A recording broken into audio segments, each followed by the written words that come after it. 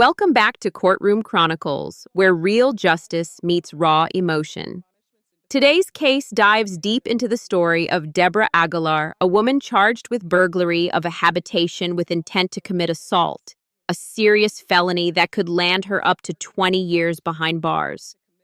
But what unfolds in this courtroom isn't just about crime. It's about regret, addiction, and redemption. As the judge walks Deborah through the plea agreement, listen closely. This isn't your average sentencing. The state is recommending community supervision and restitution, but the judge's tone? Firm, skeptical, and ready to test just how serious Deborah is about changing her life. Notice how calm Deborah seems when asked about guilt. That calmness can mean acceptance or resignation. What do you think? Is she truly remorseful or just saying what the court wants to hear? Comment below. Real remorse or performance?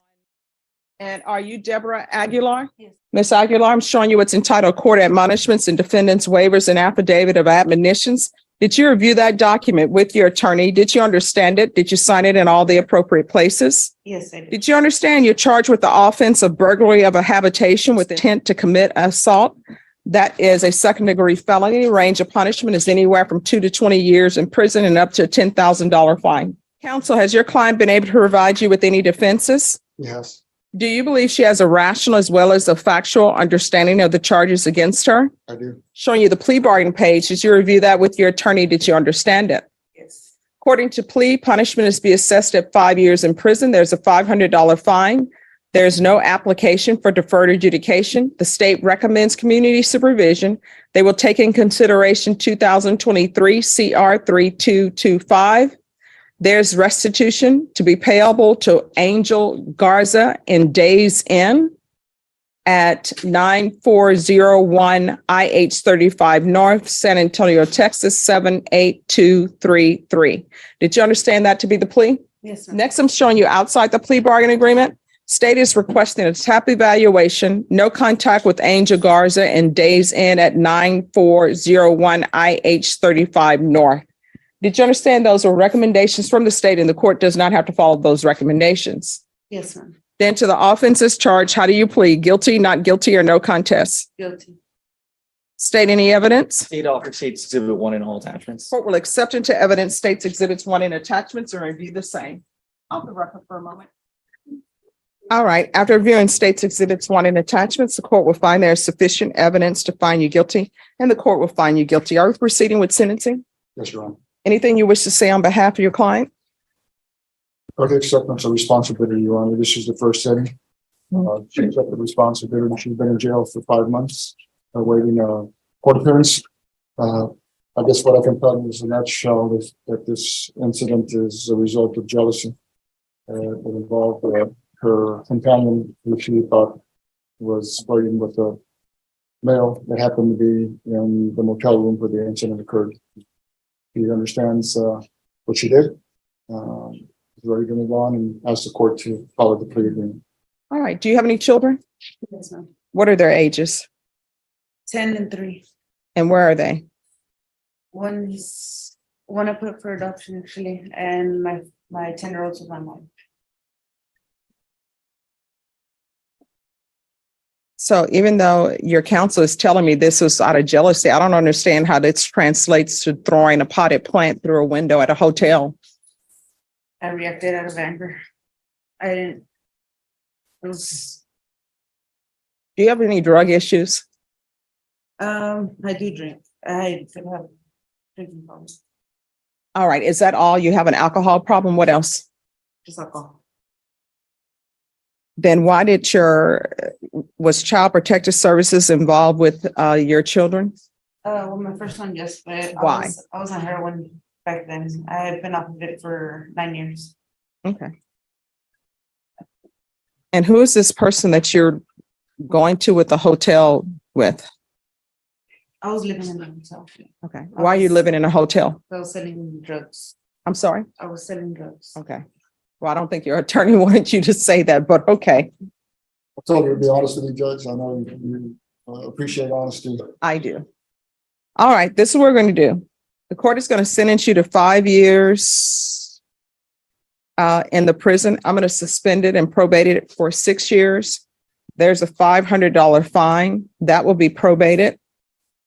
We're going to do a TAP evaluation in custody, and whatever the TAP evaluation recommends, that's what it's going to be. If the TAP evaluation recommends that there be no treatment, I'm going to want at least supportive outpatient treatment. Take in consideration 2023 CR 3225. There's to be no unsupervised contact with minors, restitution and no contact with Angel Garza, and days in. And that's just not the days in on 9401. That's all days in. So you're going to have to find another hotel. You understand? That's fine. There's to be a regular reporting by Zoom or in person. The UA hotline until further notice, and that's going to be with weekly testing. How far did you go in school? I did 8 months and I have 4 months left. Well, what do you mean? No, school. Oh. Like, did you graduate? I got my GED. All right, what are you planning on doing with the rest of your life? I was going to school for phlebotomy. For what? Phlebotomy. So they're letting you take blood at the hospital and you have a drug issue? I haven't.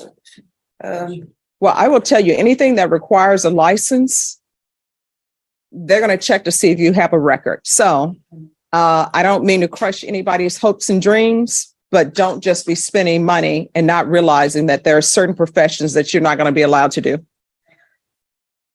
Proof of employment within 30 days. There's to be no employment as a home health care provider or with minors. Field visits. What is that? 1 time per month until further notice. Probation. Is there anything else she needs? Oh, I'm sorry. I forgot the community service hours. 180 hours of community service restitution. I'm going to ask for parenting classes with raindrops and rainbows. Once she completes that, then the community service hours will be deemed to be satisfied. Is there anything else you need from the court to be successful? No, ma'am. All right, we can go off the record. To be successful on probation in this court requires communication. If there's an issue, talk to your probation officer. If you feel they're not addressing it, you can come back to the court. You understand? Yes. You're going to have to start changing your life instead of just thinking somebody else is going to take care of your children. They're taking care of your children because you have fallen down on the job. You're going to have to do better. You understand? Yes. All right, good luck to you. Thank you. Judge, I'm sure she'd like to know, I'll ask on her behalf, how quick the turnaround would be for the TAP evaluation. Probation will be able to tell you that. Morning. Good morning. Are you all ready to proceed? No, Judge. Judge, There's a new case and there's nothing on it yet. it's an ag robbery. It was about less than a month ago. It happened on the 14th of January. It's one thing of many things alleged, Judge, but obviously defense counsel doesn't have any access to any discovery, and I don't have any discovery on Bear Pick at this point. All right. So how much time are you all asking for? I would at least 30 days, to evaluate the ag robbery and at least get some discovery to defense counsel on that subject so that they can evaluate the case. All right, Norma. Set this for the week of April 14th That should be for fine, a Judge. contested hearing. And if it's not contested, it's not contested. Yes, ma'am, I'll do it on the 14th. Thank you. All right.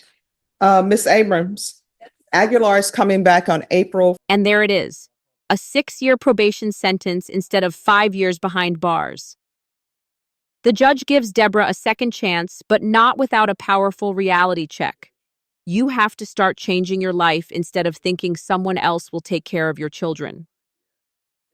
That line hits hard. It's not just legal advice, it's life advice.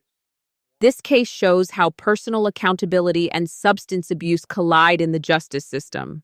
The judge balanced punishment with rehabilitation, a reminder that not every courtroom moment ends in total defeat.